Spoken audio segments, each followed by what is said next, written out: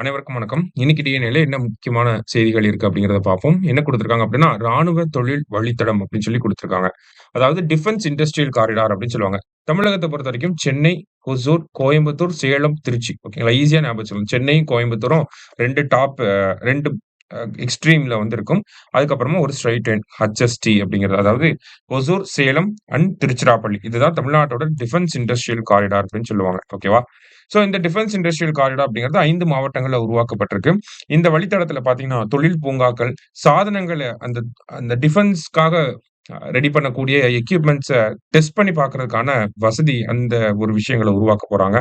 இது எல்லாமே பார்த்தீங்கன்னா, யாரோட கட்டுப்பாட்டுக்கு கீழ வருது அப்படிங்கிறது ரொம்ப முக்கியம். ஓகேங்களா? டிட்கோவோட கட்டுப்பாட்டுக்கு கீழ இருக்கு. இப்ப டிட்கோவோட தலைமையில இருக்கக்கூடிய இந்த ஒரு டிஃபென்ஸ் இண்டஸ்ட்ரியல் காரிடார் பார்த்தீங்கன்னா, இவங்களோட இலக்காக அடுத்த 10 ஆண்டுகள்ல 75,000 கோடி முதலீடுகள ஈர்க்க இருக்காங்க.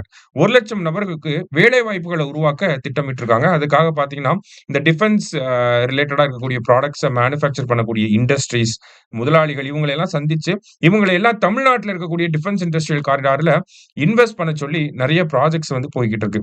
இதற்கிடையில பார்த்தீங்கன்னா, இந்த டிட்கோவோட இயக்குனராக இருக்கக்கூடியவர் வந்து மத்திய அரசாங்கம் அவரோட பணிக்கு இழுத்துக்கிட்டாங்க. சரிங்களா? ஸோ மத்திய அரசாங்கத்தோட நபர்கள் தான் அதுல டிட்கோ டைரக்டரா இருக்காங்க. ஸோ அந்த இயக்குனர வந்து இப்ப மத்திய அரசாங்கம் அவங்களோட பணிகளுக்கு இழுத்துக்கிட்டனால, இப்போ இந்த டிட்கோவோட பணிகள்ல ஒரு சுணுக்கம் ஏற்பட்டிருக்கு, சிக்கல் ஏற்பட்டிருக்கு அப்படிங்கிறத நம்ம சொல்ல முடியும். இருந்தாலும் பார்த்தீங்கன்னா, தமிழகத்துல இருக்கக்கூடிய இந்த ராணுவ தொழில் வழித்தடம் அப்படிங்கிறது, தமிழ்நாட ஒரு டிஃபென்ஸ் மேனுஃபேக்சரிங் ஹப்பா மாத்துறதுக்கு ஒரு முக்கியமான தொடக்க புள்ளி அப்படிங்கிறத சொல்லலாம். ஸோ இதுல அதிகமான முதலீடுகள ஈர்க்கிறதன் மூலியமா தமிழ்நாடோட பொருளாதாரமும் வளரும். அதே மாரி பார்த்தீங்கன்னா, தமிழ்நாட்டுல இருக்கக்கூடிய நெறைய இளைஞர்களுக்கு வேலை வாய்ப்புகளையும் உருவாக்க முடியும். சரிங்களா?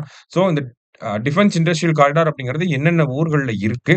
அடுத்ததா பார்த்தீங்க அப்படின்னா, யாரு இத வந்து பாத்துக்கிறாங்க, டிட்கோ பாத்துக்கிறாங்க அப்படிங்கிற இந்த செய்திகள கொஞ்சம் நல்லா தெரிஞ்சுக்கோங்க. நன்றி. சுரேஷ் IAS அகாடமி வெற்றியின்